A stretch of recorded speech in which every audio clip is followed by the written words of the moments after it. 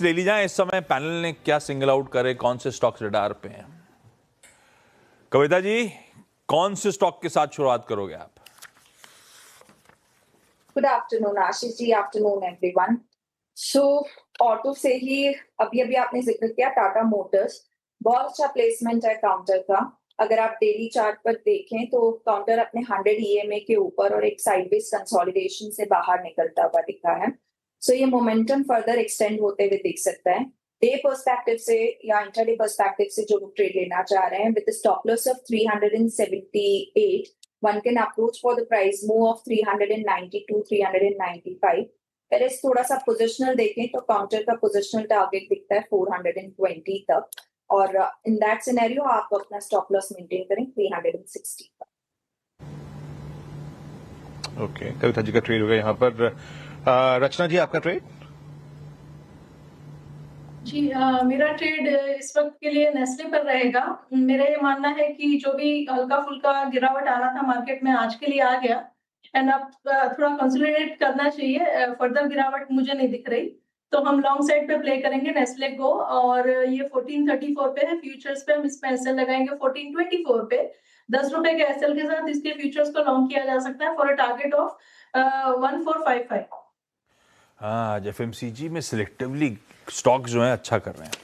Tata consumer था, HUL था, Nestle था, नेस्ले डेज हाइज पे, तकरीबन डेज हाइज पे, और ये पसंद आ रहा है रचना जी को। दो बढ़िया से बाय आइडियाज हो गए। मानस जी कहाँ है? मानस जी, गुड आफ्टरनून भाई साहब। कितनी गर्मी पड़ रही है लखनऊ में? काफी गर्मी पड़ रही है, काफी गर्मी पड़ रही है, बहुत ज्यादा है। अरे बंबई की हालत बहुत खराब है। छुट्टी हो जाए तो आप परेशान हो जाओगे घर के अंदर। वो तो ऑफिस वालों का भला है कि ठीक ठाक रखते तो सूट पहन के घूमना पड़ता है। मानस जी, इस समय प्रेफर्ड पिक कौन सा? कोफोर्स पे खरीदारी करनी है आशीष जी। यहाँ पर अगर आप देखें तो 1150 से हाई टॉप हाई बॉटम बन रहे हैं। पिछले 3-4 दिनों में हमने कंसोलिडेशन देखा, करेक्शन देखा, लेकिन अब फिर से रैली रिज्यूम हो रही है।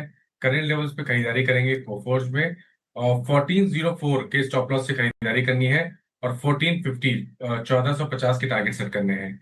ऑप्शन में अगर ट्रेड लेना चाहे तो 1440 वाला कॉल ऑप्शन 50 रुपए के आसपास ट्रेड हो रहा है, उसमें आपको 39 रुपीज का स्टॉप लॉस लगाना है और 70 रुपीज के टारगेट सेल करनी।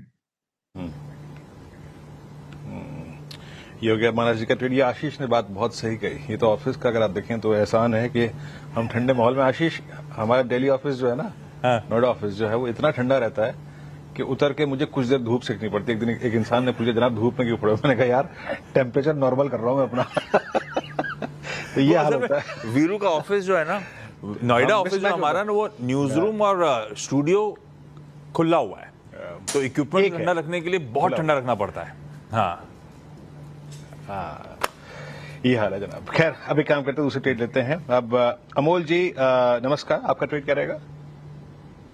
अमित जी, अमित जी, आपका ट्रेड क्या रहेगा? जी, good afternoon Viren ji, good afternoon Ashish ji and everybody on the panel. Viren ji, मेरा ट्रेड रहेगा OFSS, ओरेकल फाइनेंशियल सर्विसेज। यहाँ पे हम हाई टॉप हायर बॉटम के फॉर्मेशन देख रहे हैं। रिसेंटली एक पुल बैक आया था 10 डेमा का, 3-4 दिनों का ये पुल बैक था, वो कंप्लीट हुआ और वापस हम स्टॉक में अपतरस देख रहे हैं। तो काफी बेहतरीन चार्ट है, इसे बाय करना है। आउट परफॉर्मिंग स्टॉक है। लगभग 9720 का स्टॉप लॉस रहेगा और टारगेट्स हमारे यहाँ पे 10,000 रुपीज के रहेंगे OFSS में। लो, कोफोर्ज हुआ, ओरेकल फाइनेंशियल्स हुआ, ये कुछ सिलेक्टिव मिड कैप स्टॉक्स जो बेहतर परफॉर्म भी करके दे रहे हैं अपने क्वार्टरली नंबर्स में। दोनों ने बहुत अच्छा परफॉर्म किया था, तो रह रहे कि अगर बाइंग आ रही है तो कन्विक्शन इन्हीं के साथ जा रहा है।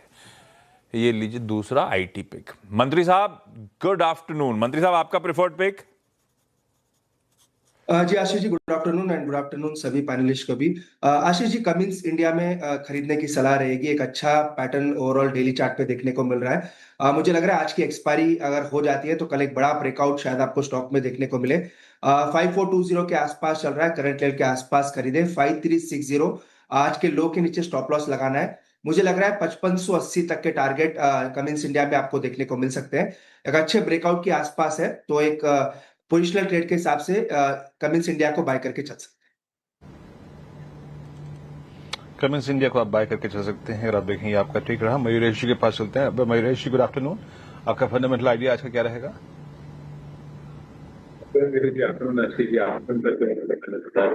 तो हमें लगता है आई थिंक एनर्जी और रिन्यूएबल एनर्जी और बायो एनर्जी ये काफी फोकस में रहने वाले हैं, ना सिर्फ भारतवर्ष के लिए बट दुनियादारी के लिए। और इसलिए मुझे लगता है I think toward bio energy ये स्टॉक हमारे वॉच लिस्ट पे है, we are observing it very very closely. हमें लगता है आई थिंक दो तीन चीजें, एक आई थिंक इनका जो बायो गैस का है, जो सीएनजी या बायो गैस के प्लांट्स है, only one plant is operational so far, but जो ये केपिक्स कर रहे हैं ये अच्छा खासा केपिक्स कर रहे हैं अगले कुछ तिमाही और वर्षों के लिए, जिसके वजह से मयूरेश जी एक मिनट, स्टॉक का नाम प्लीज रिपीट कर दो, मैं मिस कर गया। ड्रॉल्ट बायो एनर्जी। हाँ, ड्रॉल्ट बायो एनर्जी लगाई, वो ethanol manufacturer, true alt bio. Perfect.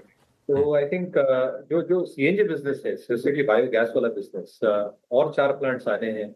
ये बिजनेस की खासियत ये है कि जो इसके EBITDA मार्जिन रहते हैं ये 62 से 65% रहते हैं, प्रॉफिटेबल मार्जिन 40 से 45% रहते हैं, और रिटर्न रेशियोज ROE काफी तगड़े रहते हैं।